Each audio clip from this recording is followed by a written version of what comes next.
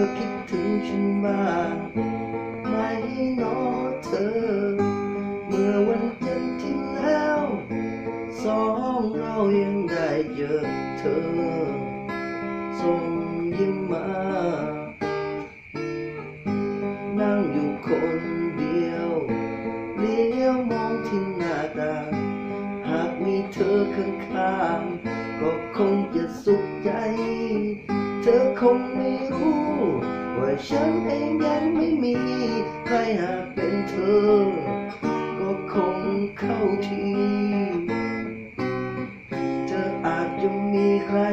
คนนั้นที่แสนดีส่วนฉันคนนี้ก็คงจะเศร้าใจ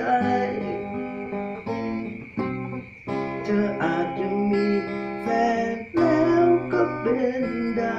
ก็ยังสงสัยยังอยากจะรู้หวังแค่เพียงเธอมีใจให้สักหน่อยเฝ้าแต่รอคอย